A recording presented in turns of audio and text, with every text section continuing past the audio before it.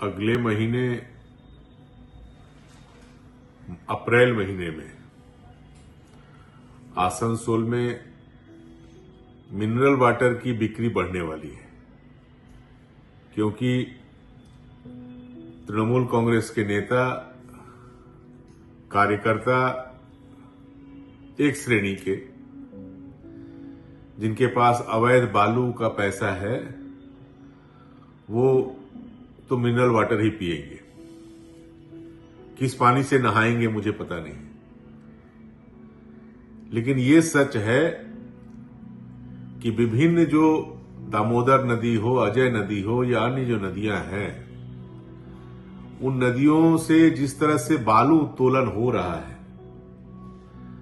वैध घाट हो, अवैध घाट हो, अवैज्ञानिक पद्धति हो, सारे सरकारी नियमों को ताक में रख के जिस तरह से बालू उत्तोलन हो रहा है, मैंने पहले भी कहा था कि अप्रैल महीने से आसनसोल शिल्पांचल में घोर पीने की पानी की तकलीफ से जूझना पड़ेगा आसनसोल की जनता को।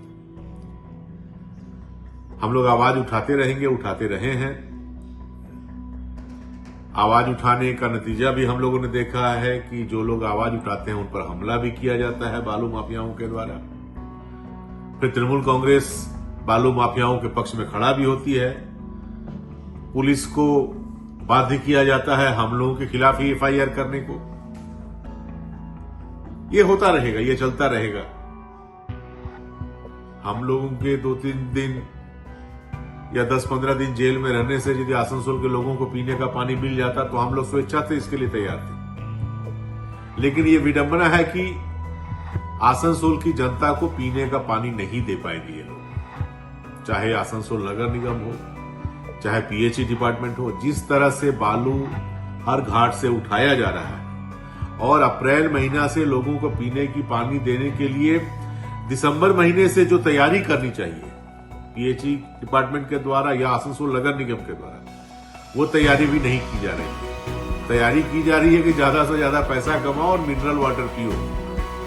गरीब लोग, गरीबों की नियति में ही लिखा हुआ है कि पानी के लिए आपस में लड़ते रहें, एक दूसरे का खून बहाएं, मरते हैं मरे, क्योंकि कुछ लोगों को तो मरना ही है। जो क्रीमी लेयर में रहने वाले लोग हैं, उनके जीवन में दुख तकलीफ नहीं आनी चाहिए, और उनके जीवन में दुख तकलीफ नहीं आएगी क्योंकि वो अगाध संपत्ति के मालिकाज हो गए हैं। और ये संपत्ति अपनी मेहनत से नहीं, बालू जो तस्कर हैं उनसे 60 गांठ से ये संपत्ति उन लोगों ने बनाई है। आसनसोल की जनता से मैं अपील करूंगा कि अभी भी समय है, जन जागरण का एक वातावरण तैयार हो, अन्यथा अप्रैल महीने के बाद आपके पास सब कुछ रहते हुए भी आप एक नागरिक के रूप में सुख शांति से नहीं रह पाएंगे, क्योंकि सुबह से शाम तक आपके लिए सबसे बड़ी जो समस्या होगी कि आपके लिए पीने का पानी का अभाव होगा। पानी के लिए तरस जाएंगे आप। और ये जो परिस्थिति तैयार हो रही है, ये प्राकृतिक नहीं है, ये कृत्रिम है। ये बालू चोरों के द्वारा तृणमूल कांग्रेस के 60 गांठ से ये माहौल तैयार किया गया।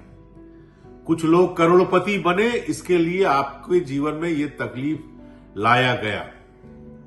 इन लोगों को याद रखना है आपको। मैं जानता हूं जब हम लोगों पर ये लोग झूठा मुकदमा करा सकते हैं तो किसी पर भी करा सकते हैं। मुकदमा ये कराते रहे, जेलों में लोगों को भरते रहे, लोगों पर हमला करते रहे, लेकिन आने वाले दिनों में आसनसोल की जनता, जब मौका मिलेगा लोकतांत्रिक व्यवस्था में इनको जवाब देने का, तो उसके लिए कम से कम आसनसोल की जनता तैयार रहे। उस समय जब आपके घर घर जाएंगे ये लोग कि चाचा मुझे वोट दीजिए, मामा मुझे वोट दीजिए, भैया मुझे वोट दीजिए, मैं आपके घर का बेटा हूं, तब एक बार जरूर पूछिएगा कि तुम घर के बेटे बेटी थे तो जब विभिन्न घाटों से ये बालू उठाया जा रहा था, उस समय तुम कहां थे। बालू माफियाओं के खिलाफ तुम लोगों ने आवाज क्यों नहीं उठाई? तुम तो मिनरल वाटर पीकर जिंदा रह गए, लेकिन हमारे घर के लोगों को तो तकलीफ भोगना पड़ा ना। ऑक्सीजन के अलावा, ऑक्सीजन तो भगवान देता है और पानी भी कहीं ना कहीं प्रकृति ही हम देती है, तो ऑक्सीजन के अलावा अब आसनसोल में जीने के लिए आपको फ्री में कुछ भी नहीं मिलेगा। पीने का पानी भी आपको खरीद कर पीने की पानी की व्यवस्था करने की आदत अब डालनी पड़ेगी। जब तक ये जो जल्लाद कुछ लोग हैं जो अपनी संपत्ति को बढ़ाने के लिए प्रकृति के साथ छेड़छाड़ कर रहे हैं, ऐसे लोगों को लोकतांत्रिक व्यवस्था में आप अलग थलग नहीं करते। बहुत बहुत धन्यवाद।